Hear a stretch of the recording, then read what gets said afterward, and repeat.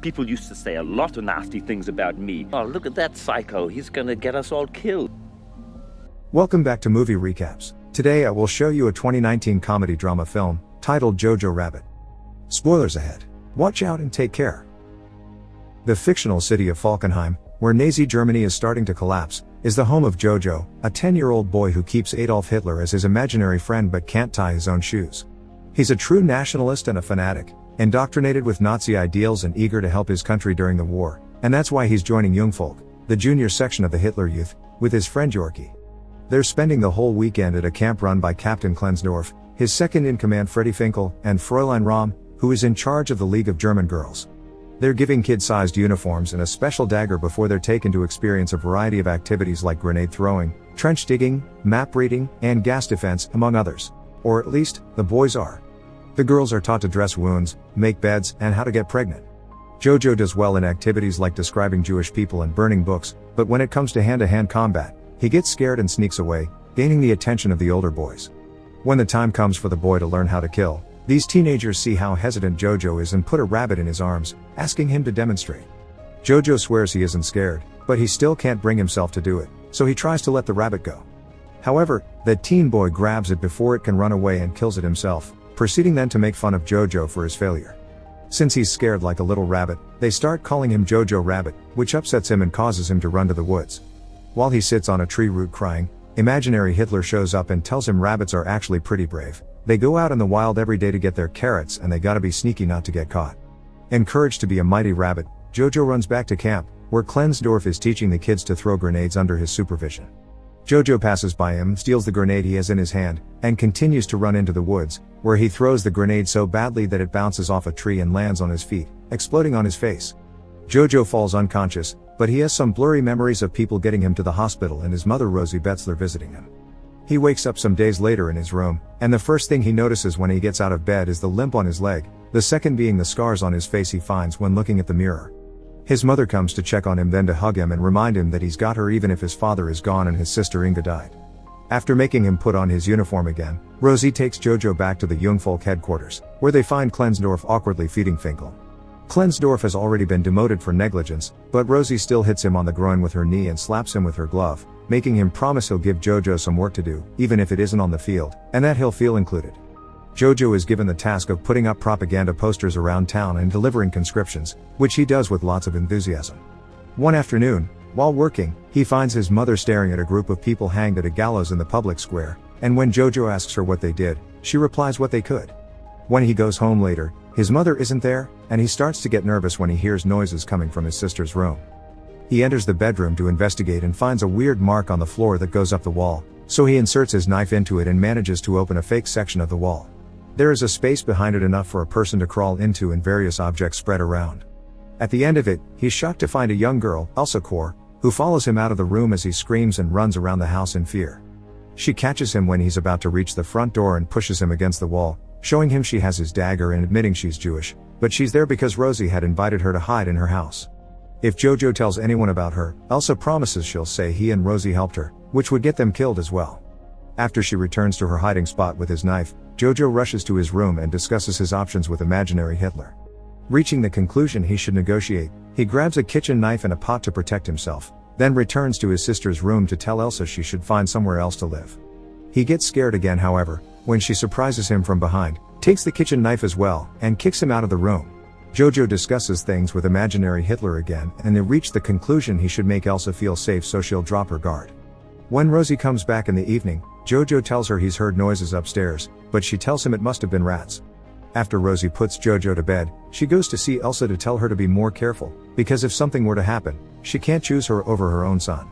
She also reminds Elsa that as long as there's at least one person alive out there, then they are losing. The next day, Jojo goes to the swimming pool, which should help him with his leg. He notices Klensdorf and Finkel are there too, sitting closely together and showing fear of Rosie. After his mom leaves, Jojo approaches them and asks Klensdorf what he should do if he found a Jewish person. The answer is to call the Gestapo, who will kill them and whoever helped them. Jojo also wonders how one can even identify a Jewish person, to which Klensdorf says he doesn't know either and someone should write a book about it. Once he gets home, Jojo tries to talk to Elsa again. After pointing out they're at a stalemate because neither of them can tell on the other if they don't want trouble, He tells her he'll allow her to stay in exchange for information about the Jewish people, so he can write an exposé book. Elsa accepts and explains they're people just like him, but since he won't believe her, she says they're money-loving demons that are allergic to food. Jojo quickly catches on her plan to get him to bring her food, and when he starts explaining the Aryan race is superior and the Jewish people are weak, Elsa grabs him, covers his mouth, and shakes him as she explains to him there's nothing weak about Jewish people before she goes back to her hiding spot. When Rosie comes back in the evening, she burns something in the fireplace before pouring some wine and playing music. She's very happy because the Allies have taken Italy and France will be next. Jojo begins arguing with her for being against her country, so Rosie cuts the conversation short and tells him to eat. She isn't eating though, claiming she isn't hungry, and Jojo quickly suspects she's saving the food for Elsa, so he decides to have the leftovers for himself. He thinks that if his father were here he would understand, and since he wants to see him so badly, Rosie puts on her husband's jacket and paints a beard on her face with ash to scold Jojo for talking like that to his mother. Using her husband's voice, she also asks him to take care of her because she's doing the best she can, then she turns up the music and makes Jojo dance with her. The next day, Jojo gives Elsa a pencil and paper for her to draw where Jewish people live and where Jewish women lay their eggs. Elsa starts drawing, but she refuses to answer questions about her family. However, she does tell Jojo about her fiancé Nathan, who is away fighting with the resistance. The picture she gives Jojo is a drawing of his own head because that's where Jewish people live. Jojo gets an idea for a plan. He writes a letter pretending to be Nathan breaking up with Elsa and reads it to her, who obviously doesn't believe him, but it still hurts her to hear such horrible things about her with her fiancé's name attached to it. She rushes back into her hiding spot, and seeing her so upset and human makes Jojo regret the whole thing, so he writes a new letter as Nathan saying the last one wasn't true and he does still love her. Elsa thanks him and asks him to bring her more letters in the future. They play a game of who can name more famous and important people on their sides, and Elsa wins when she brings up Jesus. Sometime later, Jojo and Rosie go for a walk to the riverbank, and Rosie tells him how different this area used to be. There were people all the time there, dancing and enjoying romance, which Jojo looks down on. Rosie also thinks kids shouldn't be discussing politics, they should be playing and climbing trees, and everyone should be dancing as a sign of freedom. Jojo looks down on this as well and takes off on his bike, with Rosie following him closely. When they reach the road, they see a truck of soldiers return home, looking gloomy and defeated.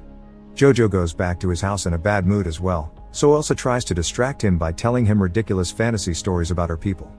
He starts warming up to her and enjoying her company, for which imaginary Hitler scolds later, telling him his German brain shouldn't be bossed around. After he goes to sleep, Rosie spends some time with Elsa, telling her she's glad to have her and see her become a woman since she couldn't do so with her daughter. The following day, Jojo goes to the Jungvolk headquarters, where he finds Klensdorf and Finkel talking to each other with their noses almost touching, a clear tension between them.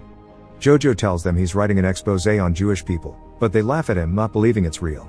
Klensdorf decides to share with him some designs he's made for his and Finkel's uniforms, which are very flamboyant.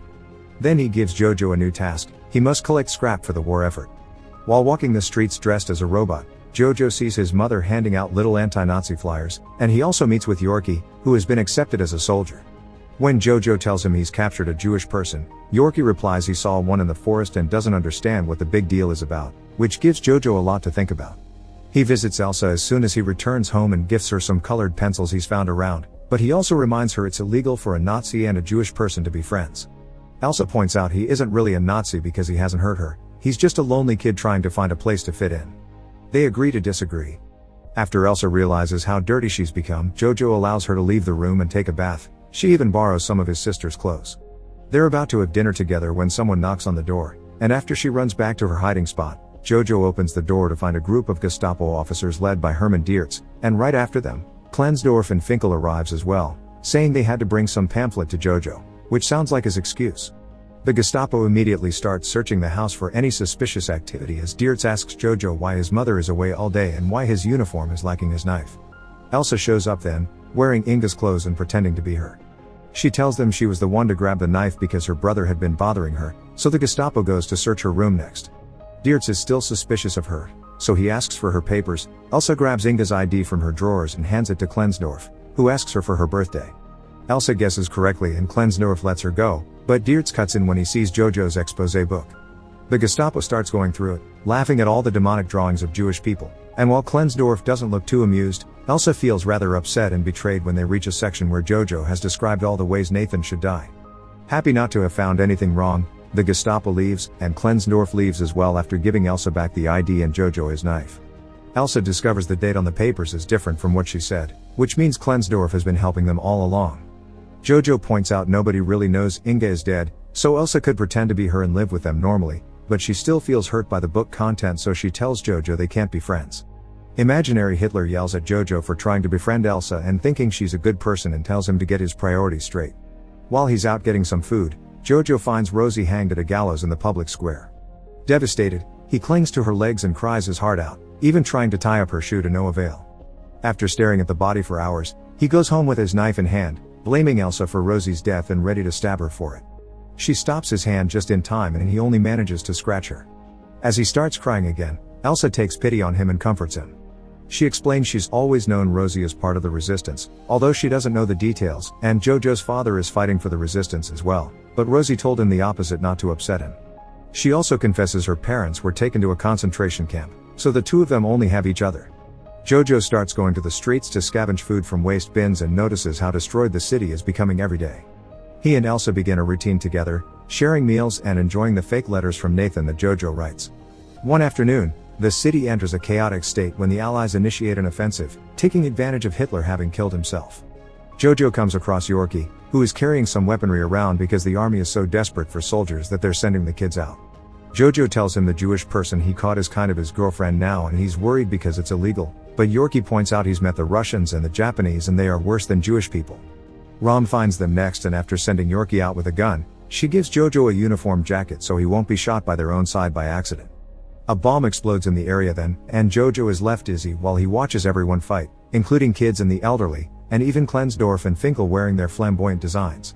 Jojo is too scared to fight, so he hides in an abandoned building until it's over. He comes out after things calm down and sees the Americans take off the Nazi flags to replace them with their own, celebrating their victory. Soviet soldiers are seizing every Nazi they see, including Diertz and the rest of the Gestapo, and seeing the jacket Jojo is wearing, they take him as well. He finds Klensdorf among the other prisoners, who tells him he's a good boy and that he should take care of his sister before taking off his jacket and spitting at him, calling him a Jew so that the soldiers let him go. Jojo can only watch as Klensdorf is taken away to be executed by a firing squad. On his way home, Jojo finds Yorkie, who says he'll go to see his mother for a cuddle. When he points out Jojo's girlfriend can be free now, Jojo gets crestfallen at the idea of Elsa leaving and rushes back to the house. He decides to lie to Elsa and tell her Germany won the war so she can't leave. But after going through his book and seeing drawings of his mother and a rabbit in a cage, he pretends to write another letter from Nathan and reads it to her, saying he has a plan to sneak her out of the city. Then, Elsa finally confesses that Nathan died last year of tuberculosis, but she's found the letters comforting. Jojo admits that he loves her romantically, but he knows she only loves him like a brother, which she agrees with, so he wants to help her escape anyway. Imaginary Hitler is disappointed in him for this and tries to convince him to change his mind, but Jojo finally stands up to him and kicks him out of the house through the window. Elsa is hesitant to go out, but Jojo encourages her until she manages to cross the door. At that moment, a car with the American flag drives by, so Elsa slaps Jojo for having lied to her. When wondering what to do next, they decide to dance to celebrate their freedom. Make sure to subscribe and turn on notifications so you can watch more videos like this. Thanks for watching.